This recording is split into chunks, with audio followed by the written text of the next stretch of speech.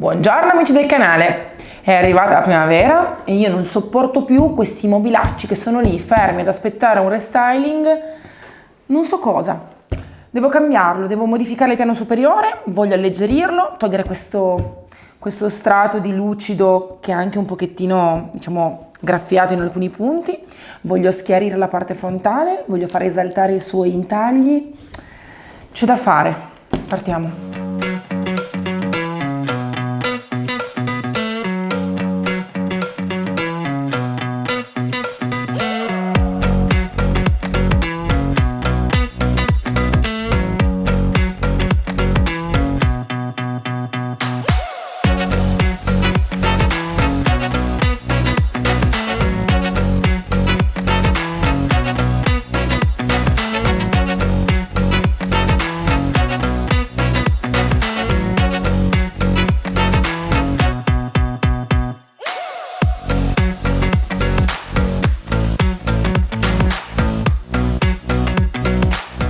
Parto sverniciando il piano superiore, quindi prendo il mio sverniciatore, ricordate sempre biodegradabile, non inquina, e potete tranquillamente utilizzarlo anche con le mani nude. Mettete i guanti se vi fa schifo, sì, però a mani nude non vi crea problemi. Già qui potete notare la naturalezza di questo sverniciatore, nessuno sverniciatore può essere utilizzato così a mani nude perché vi creerebbe veramente delle abrasioni. Per proteggere la parte sottostante metto il nastro carta. Nel momento in cui il mio sverniciatore fa effetto qui, tolgo le maniglie.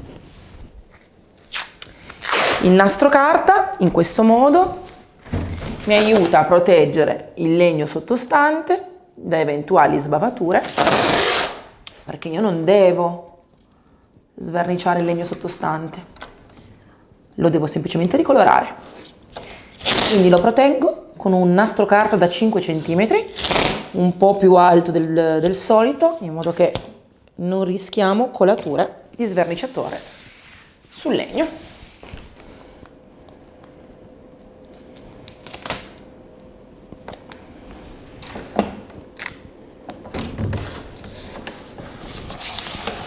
In questo caso svernicio il piano superiore perché non mi piace averlo colorato in un secondo momento. È un bel legno, vecchio, molto vecchio, ha dei bei nodi, è gradevole, ci sono queste 3 tavole che unite formano il piano superiore, secondo me può essere molto piacevole a legno grezzo, per questo motivo svernicio, per nessun altro motivo. Mi raccomando, ricordate sempre che prima di stendere lo sverniciatore sulla superficie va miscelato bene bene bene. Se lo aprite e trovate dei grumi non vi preoccupate, non capite nulla, basta miscelarlo bene bene bene benissimo. Vedete, i grumi leggermente restano, ma non succede nulla, anzi. Ne stendo un po', ricordatevi che dovete andare un po' abbondanti.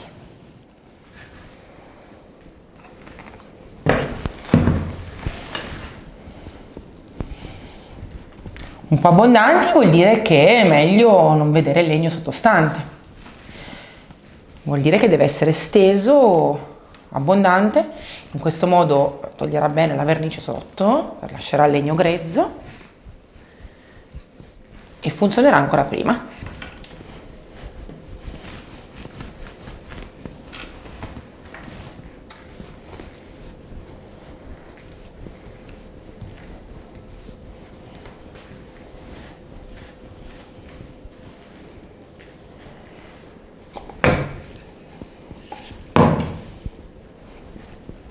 Sta già funzionando. Se guardate in questo punto si vede già che in alcuni punti del legno si notano delle chiazze chiare e queste chiazze chiare sono già lo sverniciatore che sta facendo effetto e sta togliendo una parte del protettivo, del fletting colorato che c'era sopra.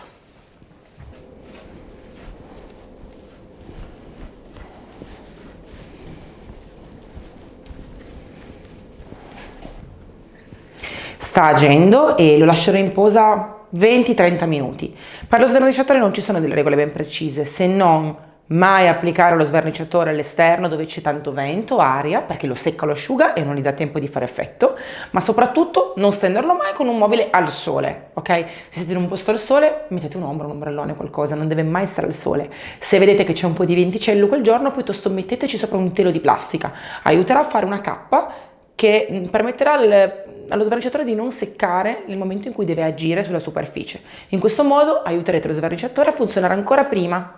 Non c'è sempre un periodo specifico per cui lo sverniciatore debba fare effetto, ci sono momenti in cui in mezz'ora funziona perfettamente e toglie tutto, e alcune volte in cui può volere 1 ora, 2 ore, dipende da quante mani di vernici ci sono sotto, da che tipo di vernici. Ricordate che le vernici a polvere passate in forno non sono vernici, sono quasi resine, quelle non vengono tolte da uno sverniciatore, lo sverniciatore svernicia. Pinze, contenitore per mettere le maniglie una volta tolte, bisogna essere molto precisi e ordinati, come si tolgono devono essere anche rimontate. Dietro ho 2 bulloncini quadrati che sono perfettamente incastonati nelle loro viti, vanno tolti con molta delicatezza e bisogna subito rimontarli.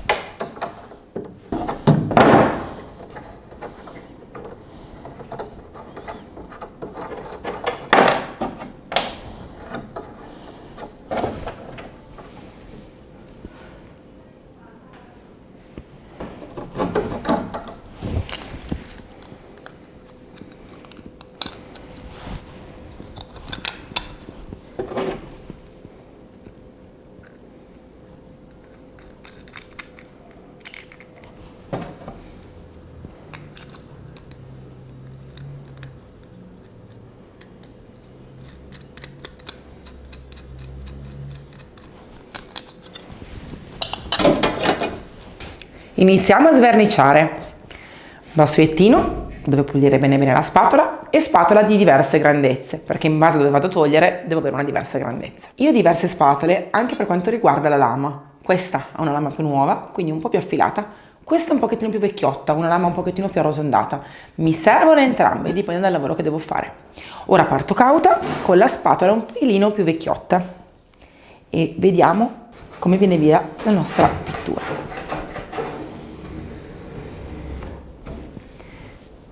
Ecco qua, classico di questi mobili, un protettivo sopralucido sì, ma un mordente sotto, il mordente che ha tinto il legno.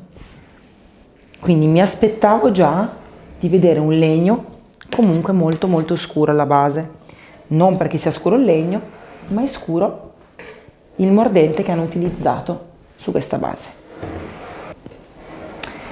Ricordate anche che lo sverniciatore che viene messo sulle superfici, se è ancora liquido, come in questo caso è il mio, può anche essere utilizzato una seconda volta, perché se viene spalmato su un altro mobile, continuerà a togliere la vernice.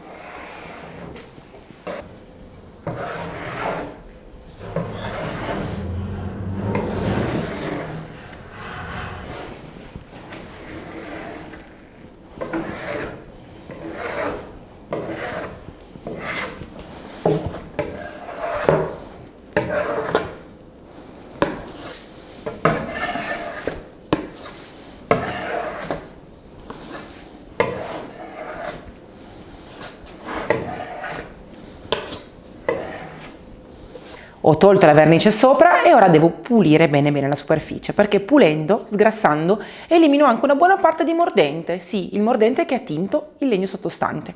Io lo voglio schiarire leggermente senza togliere tutta la tonalità al 100%.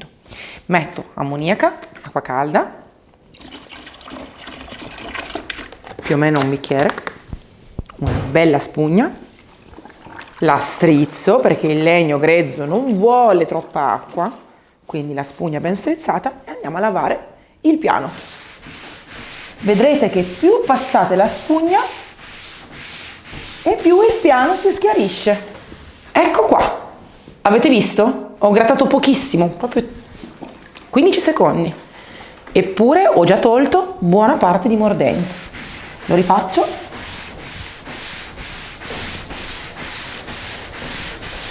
Questo perché a volte si dice che lo sverniciatore magari è debole, oppure serve soda caustica, a volte si svernicia con chissà quale prodotto fortissimo. Guardate qua, pochissima ammoniaca in un po' di acqua e abbiamo eliminato una buona parte di colorante che c'era sul mobile.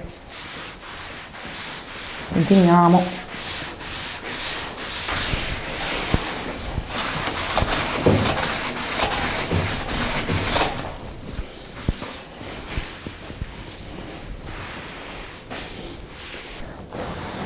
Ed ecco qua, questo bellissimo legno, presumo di larice, è tornato a respirare. Ha dei nodi bellissimi, delicatissimi, molto molto belli. Ora togliamogli il nastro che ha protetto la parte sottostante. Ecco qua. Qui l'avevo inciso per aprire il mio cassetto. Le maniglie che c'erano non sono le sue originali, si vede che negli anni si sono rotte quelle originali, che probabilmente erano in stile Liberty, vedendo anche appunto le chiusure, la nappina dove c'è la chiave, e le hanno cambiate. In alcuni punti la ghiera della maniglia era molto rovinata e secondo me stona anche perché va a coprire interamente il decoro che c'è qui. Ho deciso di cambiare le maniglie e mettere dei pomelli, questi bellissimi pomelli con questo fiore in ceramica, molto molto carino e aggraziato. Però devo tappare il buco e siccome il buco è molto grosso e profondo, sarà quasi 5 mm, ho deciso di tapparlo con questo stucco epossidico veramente veramente notevole. Srotolate quando acquistate questo stucco, lo trovate anche dai rivenditori Magic Paint dal sito e sul sito EasyRom, e vi troverete di fronte a questa cannula che all'interno ha due materiali differenti. Io ne ho usato già un pezzettino, ma se la conservate bene, come ho fatto in questo caso io con una pellicola che ha evitato l'ingresso dell'aria, dura tantissimo tempo. Togliete la plastica, prendetene un pezzo, vedete all'interno ha due colori che devono essere perfettamente miscelati per diventare super resistenti. Ora, per qualche istante lo richiudo, perché non so se me ne serve ancora, ma non deve mai prendere aria, se no secca all'istante. Il pezzo che ho rotto invece devo impastarlo per far sì che i due componenti, quello chiaro e quello scuro, vadano perfettamente in miscelazione. Si attivano i due componenti e nel momento in cui diventerà secco sarà durissimo. Non ci mette neanche tanto, mezz'oretta. Mi raccomando, in questo caso notate che io non ho utilizzato Material Cream per il semplice fatto che il buco è veramente molto largo, quindi quando vi trovate di fronte a dei legni molto usurati, molto rovinati, non ostinatevi con la Material Cream perché potrebbe volerci veramente troppo prodotto. In questo caso uno stucco epossidico come questo con due componenti è veramente la scelta migliore. Perdete 5 secondini in più, impastatelo veramente benissimo perché altrimenti non attivate i componenti. A me è successo un po' di volte che per la troppa fretta non ho miscelato bene e non si induriva lo stucco. Perfetto, io ora vado a tappare il buco più esterno e mi tengo il buco interno per mettere poi il mio pomello. Magari dovrò un attimino allargarlo perché il mio pomello ha un'ampiezza del 5,5 come punta, ma vado comunque inizialmente a tappare questo. Ovviamente carteggiamo dopo e se avete piacere potete tapparlo anche da dentro, in modo che poi quando si andrà a colorare dentro oppure semplicemente mettere della carta a parati vi troverete il legno completamente liscio.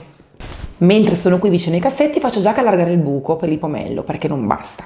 Quindi punta da legno da 5, 5,5, mi raccomando la punta da legno è quella con il foro principale in alto, e faccio che bucare, allargo pochissimo.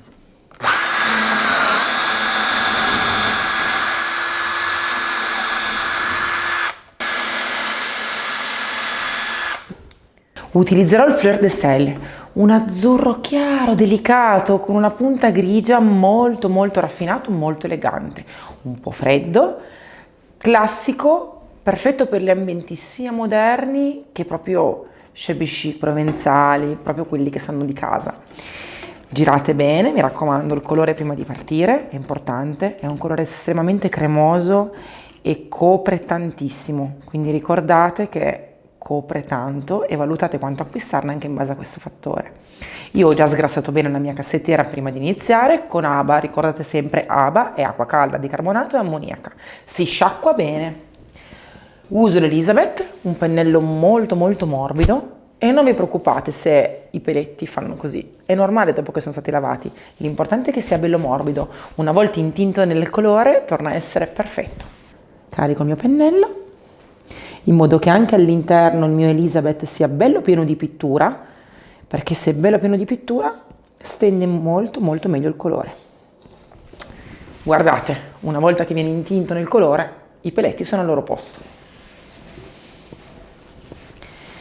La bellezza di questo pennello è che sì, è morbido e stende la pittura in un modo pazzesco, quindi non lascia veramente segni, ma ha le sue setole in punta molto affilate, quindi va dentro agli intagli. Per questo ve lo prediligo quando ho delle lavorazioni su dei mobili tipo questa, perché non fate fatica ad andare dentro agli intagli, soprattutto grazie al fatto che è molto spesso molto ciccione, non fate fatica. La nappa io la copro perché non è in tema con i pomelli e preferisco coprirla perché appesantirebbe molto il mio cassetto. Guardate questo leggero colore grigio azzurro come ha già reso più delicato ed elegante il cassetto. È molto elegante.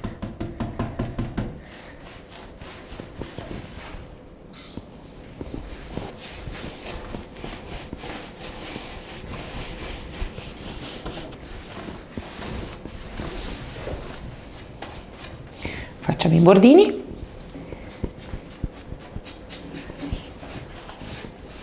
I laterali solo fin dove ho messo il mio nastro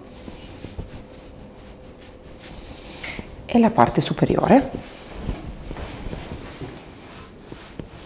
Sono molto importanti questi dettagli perché nel momento in cui il cassettone è chiuso e si vedono proprio le finiture dei cassetti con la struttura, la precisione si nota. Quindi è meglio rifinire bene anche i bordi. Guardate con una sola mano di colore puro che coprenza pazzesca ho già ottenuto. Non sarà necessaria una seconda mano totale, basterà qualche ritocco.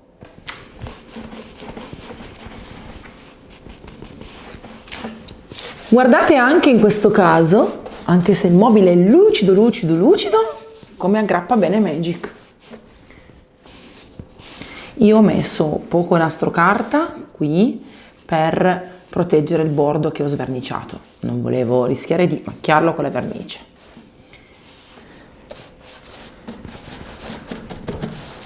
Ok.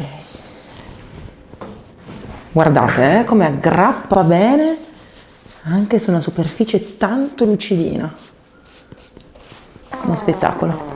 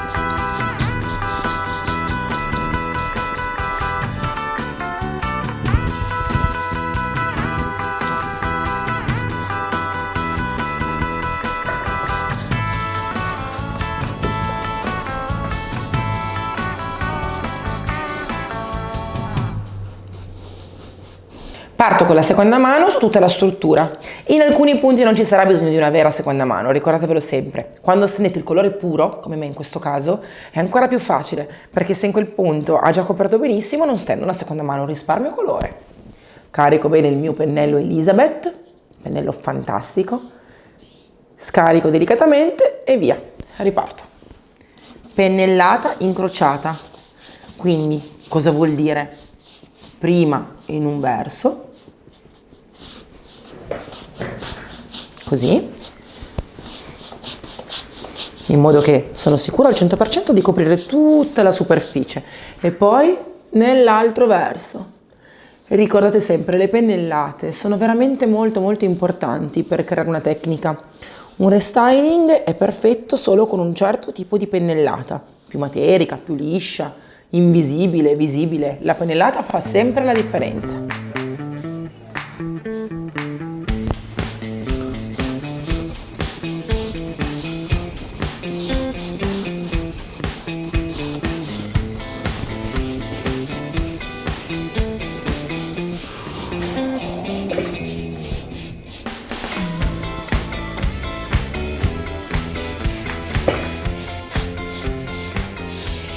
Utilizzo cotton, il mio bianco caldo, e vado a donare una leggera filettatura con un colore a contrasto sui disegni che ci sono sui cassetti.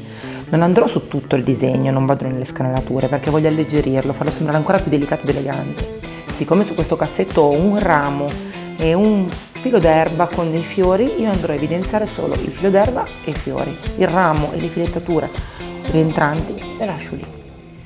Pennellino apposito che trovate anche sul sito Elisirom e dai rivenditori Magic Paint come set di pennellino.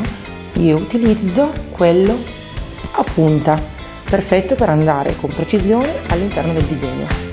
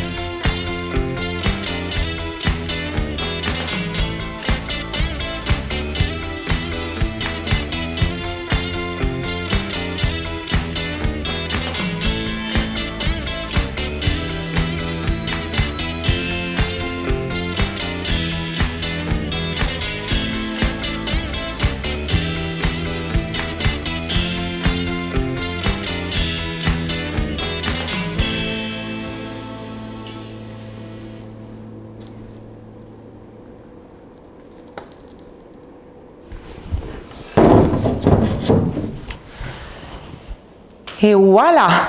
La decorazione per ora è terminata. Guardate che bello!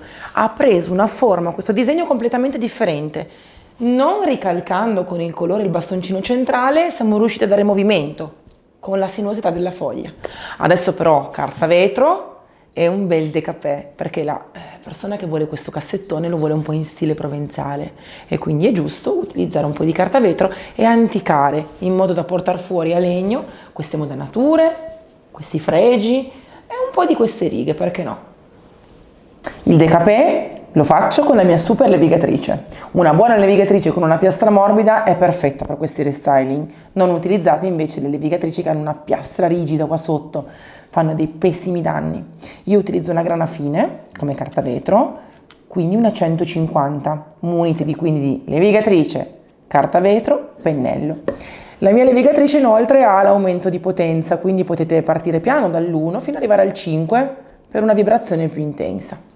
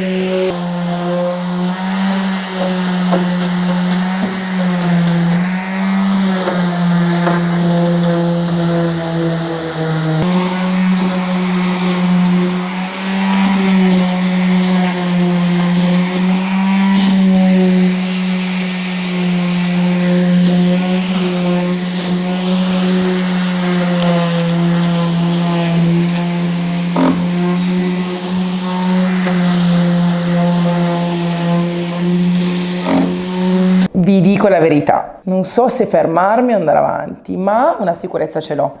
Questo piano a legno grezzo che è uscito fuori nella sua bellezza, non lo voglio lasciare così nudo e crudo, ma un leggero vestito glielo voglio dare.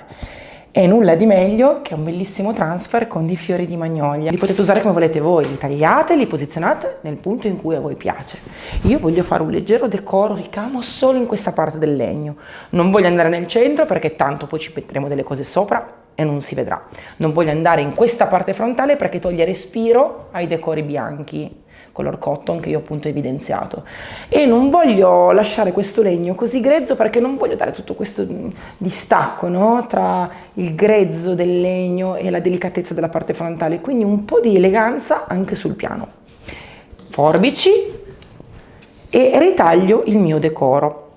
Ricordate, abbiamo carteggiato, quindi c'è della polvere. Passiamo dappertutto un bel panno in microfibra strizzatissimo, bagnato ovviamente solo con acqua, per togliere l'eventuale polvere. Prima di fare il transfer si lascia asciugare il legno e si lascia asciugare la superficie frontale, mi raccomando.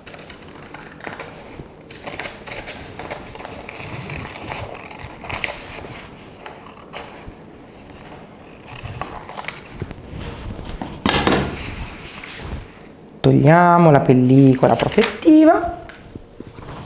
E il gioco è fatto. Guardate che meraviglia. Cerco di far andare il mio decoro qua, ma tolgo ancora lui perché lui lo attacco dopo.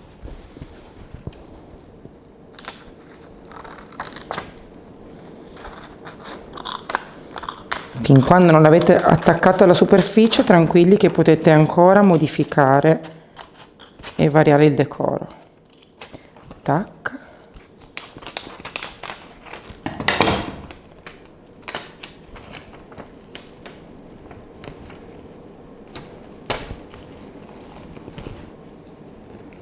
Uno, due, tre.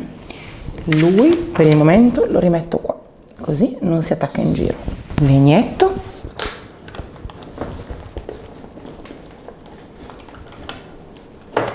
gratto, vado bene bene bene dove c'è lo scalino perché è bellissimo vedere il disegno a cavallo del gradino, è meravigliosa questa parte, e poi delicatamente tolgo l'eccesso di plastica protettiva, un po' di qua, questa fogliolina andrà dietro perché è giusto così.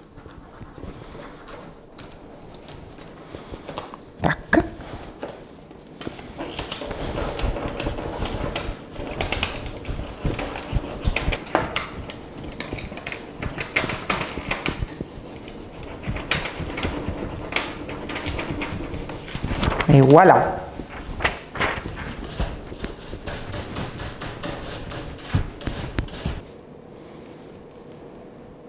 Per dare tridimensionalità al decoro, ricordate sempre che a volte è fondamentale andare con un disegno sopra alcuni disegni già applicati. Questo fa sì che il nostro decoro sia proprio vero, realistico, tridimensionale e non sembrerà semplicemente un adesivo. Guardate. Vedete? In questo punto sono andata sopra il fiore e con questa foglia sopra il fiore, ma ho creato un'ennesima tridimensionalità. Questo fa sì che il restyling sembri ancora più vero. Continuo dall'altro lato, inizio e poi capisco come andare avanti dai due lati. Spesso io faccio così, inizio secondo il mio pensiero iniziale, poi pian pianino, man mano che vado avanti, cerco di capire come mettere gli altri fiori. Non è detto che sia tutto quanto chiaro fin dall'inizio. A volte si parte e poi non si sa mai dove si arriva. Io in questo caso inizio con il legnetto senza fiori, perché voglio mettere lui, che è pieno di fiori, sul legnetto.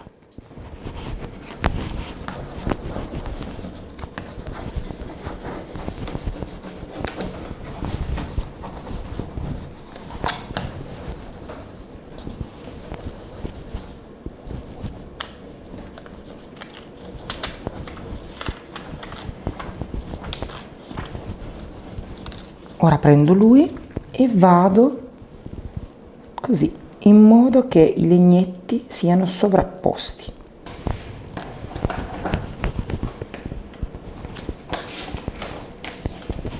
Parto da qua, dove ho il bordo, e faccio aderire subito bene il mio disegno.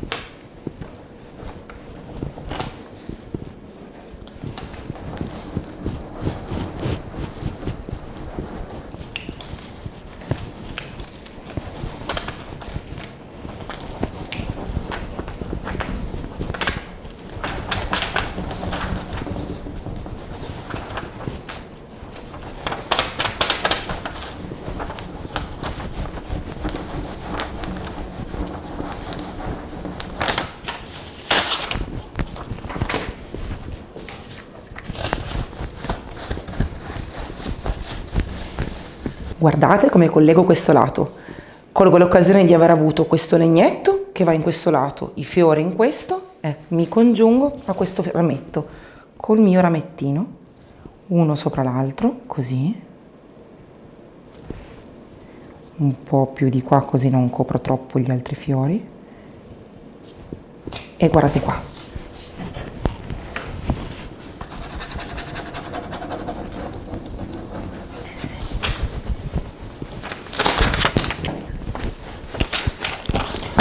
Usuro qua dove ho le spaccature del legno e lo rendo ancora più contemporaneizzato.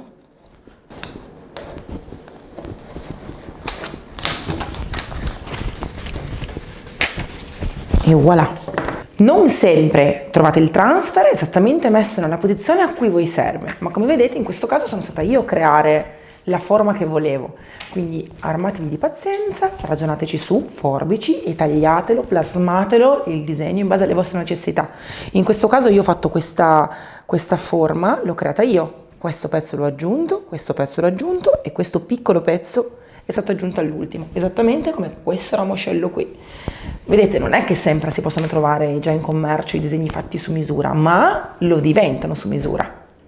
Su un profumato cassettone come questo non potevamo che mettere la nostra fantastica cera jasmine. Ricordate sempre, cera veramente molto protettiva, completamente biologica, all'interno una grandissima percentuale di bacca di carnauba, quindi resistentissima, e cera d'api. L'aggiunta finale è essenza di gelsomino spremuta a freddo, quindi il profumo che scaturisce la cera jasmine è imparagonabile.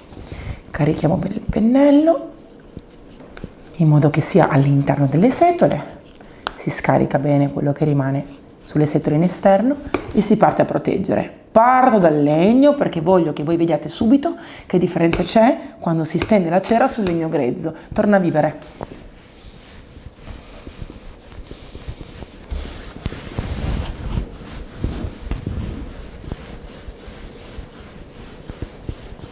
Vado anche sui decori, tanto ormai sono applicati alla perfezione alla base e non rischiamo più di scollarli.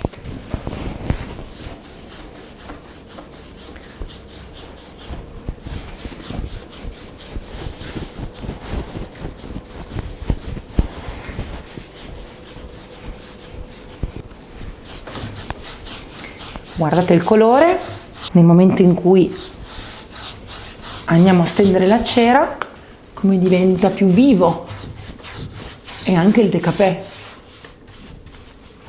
torna a prendere vita.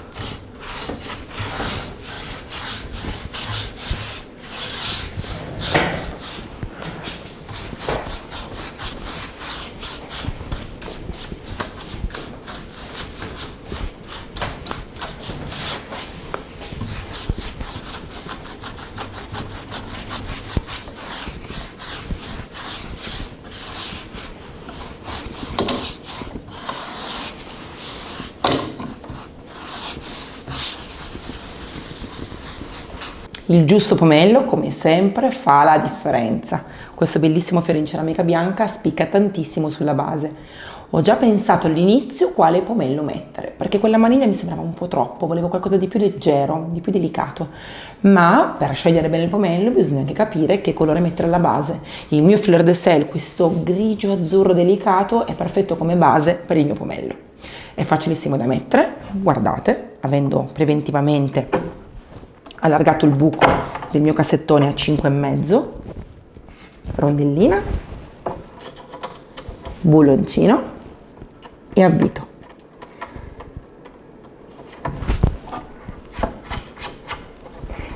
Se non riuscite con le mani, prendete un po' di pinze. Non girate troppo perché spesso il cordoncino della vite potrebbe rompere la ceramica, quindi delicati.